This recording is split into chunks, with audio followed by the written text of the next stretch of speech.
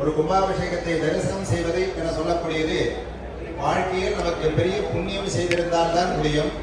அந்த புண்ணியத்தை நிறைவாக கொடுக்கக்கூடியதான் இந்த மகா கும்பாபிஷேகம் என சொல்லக்கூடியது. இந்த ஆலயம் அழகான முறையிலே பல அன்பர்களுடைய உதவியோடு பொன்கோயிலாக புதிய ராஜகோபுரம் அமைத்து இந்த ஆலய மகாமேரு மண்டபத்தோடு கூட இவ்வாலயத்துடைய மகா கும்பாபிஷேகத்தை இன்றைய நன்னாளிலே எங்களுடைய குருநாதர் நமது சோத்திரிஜி மாரியம்மனுடைய ஆலய மகா கும்பாபிஷேகத்தை செய்த எங்களுடைய குருநாதர் அவருடைய தலைமையிலும் நமது ஆலயத்துடைய தலைமை அர்ச்சகராக இருக்கக்கூடிய ராஜீவ் சிவாச்சாரியார் அவருடைய தலைமையிலும் எங்களுடைய ஆலயத்துடைய தலைவராக இருக்கக்கூடிய திரு மகேந்திரன் அவர்களும் அதே போன்ற செயலாளர் பொருளாளர் மற்றும் உறுப்பினர்கள் ஆலயத்துடைய சிப்பந்திகள் அதற்கும் மேலாக இந்த பெரும் அளவிலே உபயத்திற்கு உபயம் செய்த அனைத்து அன்பர்களுடைய ஒரு பெரிய முயற்சியினாலே இன்னும் சற்று நேரத்திலே மகா கும்பாபிஷேகத்தை காணக்கூடிய பெரிய வாய்ப்பு நமக்கெல்லாம் கிடைத்திருக்கின்றது. சொல்லும் பொருளும் நடமாடும் என துணைவருடன் புல்லும் பரிமள பூங்குடியே நீ புதுமலர்த்தால் அல்லும் பகலும் தொழும் அவருக்கு அழியா அரசும் செல்லும் தவநெறியும் சிவலோகமும் சித்திக்குமே என சொல்லக்கூடிய வகையிலே தவநெறியை நமக்கு கொடுக்கக்கூடியது இப்பேற்பட்ட மகா கும்பாபிஷேகம். தவநெறி அப்படின்னு சொன்னா நமக்கு வாழ்க்கையில் நல்ல வழியை காமிக்கக்கூடியது.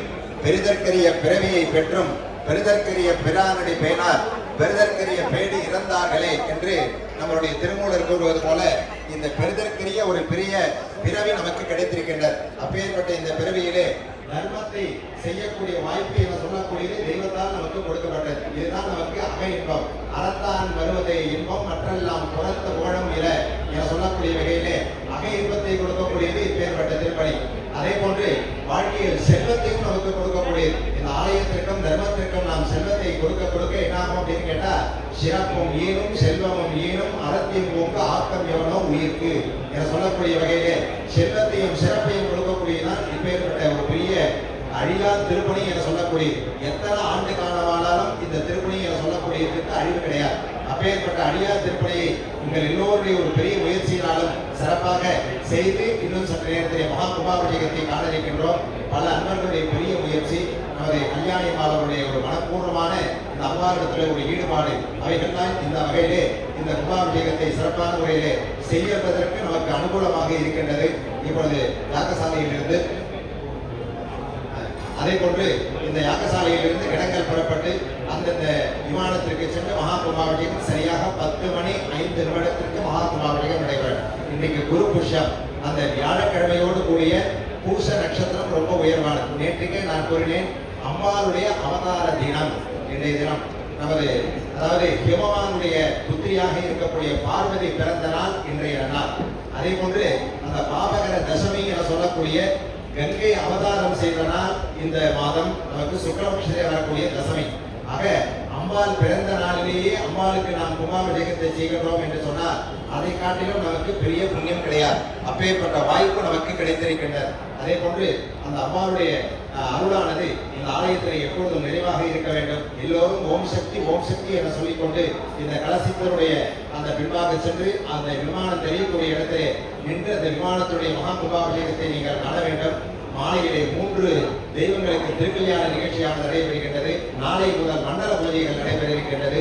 எல்லாவற்றிலும் எல்லோரும் கலந்து கொண்டு ஸ்ரீ மகாமாரியம்மனுடைய திருவள்ளியை நீங்கள் பெற வேண்டும் என்று பிரார்த்தனை செய்து கொண்டு அந்த உயிர்கள் எல்லாம் எப்போதும் இன்புற்று வாழ்வதற்கு நாம் எல்லோரும் கூட்டு பிரார்த்தனையாக அம்மாவிடத்திலே பிரார்த்தனை செய்து வேண்டுகொள்ளுமாறு செய்து கொண்டு உங்கள் எல்லோரையும் அப்படியே சொல்றதை வாங்கி சொல்லுங்க. வான்முகில் படாது பெய்க மலிவளம் சுரக்க மன்னன் போன்முறை அரசு செய்க குறைவிலாது உயிர்கள் வாழ்க நான்மறை அறங்கள் ஓங்க நற்றவம் வேள்வி மல்க மேன்மைக்குள் சைவ நீதி விளங்குக உலகமெல்லாம் வாழ்க அந்தனர் வானவர் ஆணினும் வீழ்க தன்புணல் வேந்தனும் ஓங்குக ஆழ்க தீயது எல்லாம் அரண் நாமமே சூழ்க வையகமும் துயர் தீர்கவே. ஓம் சக்தி. எஞ்சியுள்ள வர்ணனையை நமது விமலன் அவர்கள் அழகான முறையிலே துவக்கம் செய்வார்கள். தொடர்ந்து இங்கு தீபாராதனை செய்விக்கப்பட்டு